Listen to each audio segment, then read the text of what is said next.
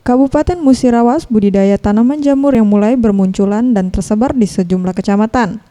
Seperti salah satunya di kawasan Desa F. Trikoya, Kecamatan Tugumulyo. Usaha budidaya jamur tiram milik Pak Suparmanto yang cukup menjanjikan. Pak Suparmanto menjelaskan untuk usaha budidaya jamur tiram miliknya yang diproduksi yakni budidaya pembibitan jamur. Pak Suparmanto menjelaskan untuk usaha budidaya jamur tiram miliknya yang diproduksi yakni budidaya pembibitan jamur, budidaya jamur produksi hingga hasil jamur yang siap jual ke pasaran. Untuk harga bibit jamur produksi, ia jual Rp3.000 per buahnya.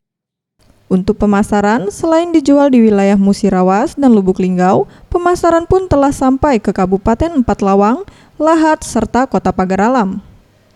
Sedangkan untuk hasil jamur yang sudah panen, ia jual berkisar Rp20.000 per kilonya.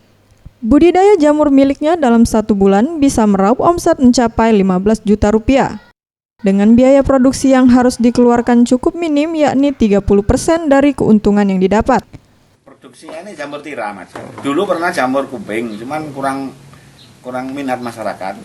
Jadi yang minat sampai sekarang ini masyarakat banyak yang minat dengan jamur tiram. Sekitar 12 juta kurang lebih ya. Dalam 1 bulan kalau kali 20.000, kalau 25 ya bisa hampir 15. Ke depan, ia berencana akan mengembangkan usaha jamur dengan membuat berbagai hasil olahan dari bahan baku jamur.